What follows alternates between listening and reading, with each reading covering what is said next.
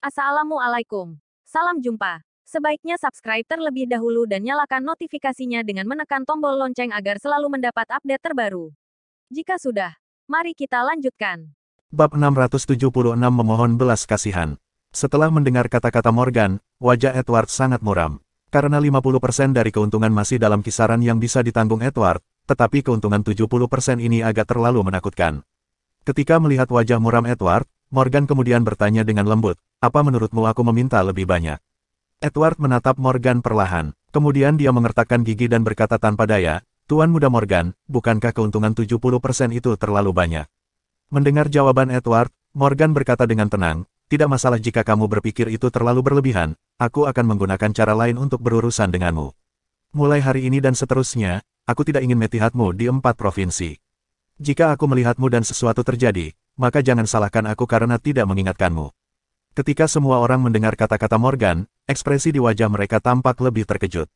Siapa yang mengira bahwa Morgan akan begitu kejam, dan ini jelas berarti bahwa Edward akan diusir dari 4 provinsi. Jika Edward meninggalkan 4 provinsi, maka wilayah kekuasaannya secara alami akan dibagi oleh orang-orang besar lainnya. Pada saat itu, Edward mungkin tidak akan mendapatkan sepeser pun. Mendengar kata-kata Morgan, wajah Edward langsung memucat.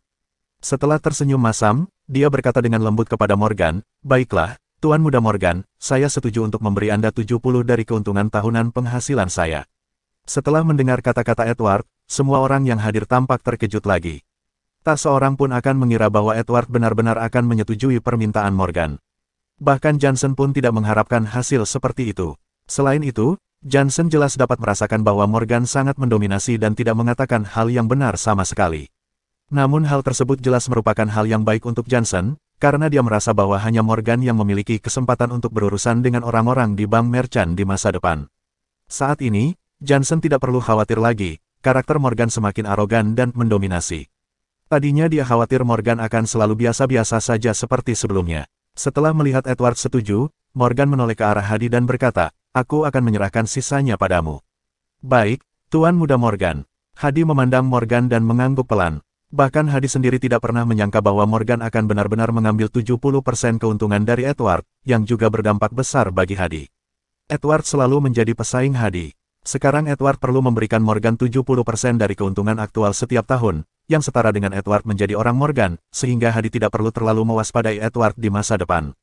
Setelah berurusan dengan Edward, Morgan menoleh ke arah bos besar di dunia bawah di 4 provinsi yang berada tidak jauh dari posisinya. Gio, dari Provinsi Jawa Tengah, merespons dengan sangat cepat. Dia melangkah maju dan berteriak ke arah Morgan dengan keras, "Tuan Muda Morgan, mulai hari ini, saya akan menjadi orang Anda dan mengikuti Anda dengan setia. Apapun yang Anda katakan, saya yakin saya bisa melakukannya." Bos lain juga berteriak ke arah Morgan, "Ya, kami akan melakukan apapun yang Anda katakan nanti, Tuan Muda Morgan." "Tuan Muda Morgan, Tuan Muda Morgan." Orang-orang besar yang hadir satu persatu tampak gila. Mereka sangat bersemangat dan berteriak pada Morgan. Orang-orang ini bersaing satu sama lain karena takut jika mereka terlambat satu langkah saja, mereka akan berakhir seperti Edward. Pada titik ini, orang-orang ini sudah tunduk pada Morgan. Bahkan jika mereka diberi 1000 keberanian, mereka tidak akan pernah berani menyinggung Morgan, sementara penonton di sekitar arena tantangan hanya bisa menghela napas.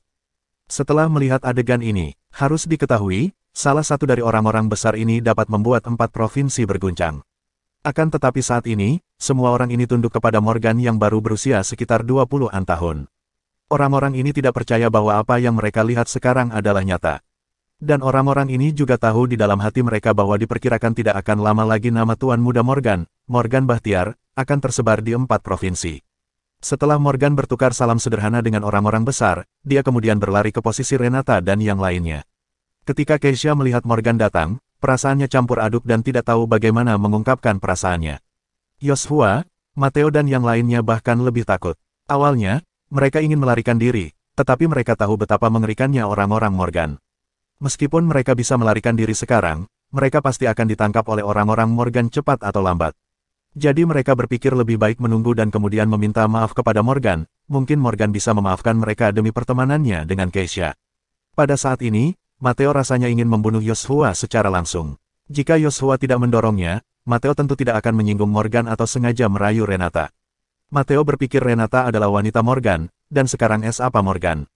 Bahkan gangster seperti Edward tidak berani memprovokasi Morgan. Sementara dia hanya pemain sembela drive asa, dan bahkan tidak bisa dibandingkan dengan gangster sekelas Edward. Selain itu, Matteo memang pandai dalam hal seni bela diri dibandingkan dengan orang biasa, tetapi jika dibandingkan dengan Morgan, Matteo mungkin tidak memiliki keterampilan, kemampuan untuk melawan. Baik itu dari segi kemampuan bela diri maupun latar belakang. Ekspresi wajah Joshua juga sangat ketakutan dan dia menyesal telah menyinggung Morgan tanpa menyelidiki identitasnya terlebih dahulu. Kini Joshua hanya bisa melihat ke arah Keisha dengan miris, berharap mendapat pertolongan darinya. Joshua tahu bahwa Keisha mengenal Morgan dan sekarang dia hanya bisa meminta Keisha untuk membantunya memohon belas kasihan. Beberapa saat kemudian, Morgan mendatangi Joshua dan teman-temannya. Pada saat ini, Morgan telah kembali bersikap sederhana seperti sebelumnya, dan memberi kesan kepada orang-orang bahwa dia adalah mahasiswa biasa. Dengan sikap Morgan seperti itu, tidak akan ada yang menyangka bahwa Morgan adalah seseorang yang dapat membuat begitu banyak gangster tunduk padanya. Joshua memandang Morgan dan langsung mengubah sikapnya seraya berkata, "Tuan Muda Morgan, saya." "Joshua, Renata bukan pacarku. Karena kamu pikir dia pacarku, maka kamu mencoba mencari perhatian dan ingin merayu Renata. Itu artinya kamu tidak menghormatiku. Kalau begitu katakan padaku, apa yang harus aku lakukan padamu untuk masalah ini?" Potong Morgan dengan sikap sambil menatap sekilas ke arah Joshua. Setelah Renata mendengar kata-kata Morgan, sedikit kebingungan muncul di matanya, karena dia tidak tahu kapan Joshua dan teman-temannya berusaha merayu dirinya. Setelah mendengar kata-kata Morgan, Joshua dan Matteo sangat ketakutan sehingga mereka tidak tahu harus berkata apa. Tanpa pikir panjang, mereka langsung berlutut di tanah dengan keras dan mulai memohon belas kasihan pada Morgan. "Tuan Muda Morgan, tolong maafkan saya." Setelah Keisha melihat pemandangan ini, sedikit ketidakberdayaan melintas di matanya yang indah. Dia juga tidak tahu harus bagaimana pada saat ini. Bagaimanapun, Joshua dan Matteo memang salah.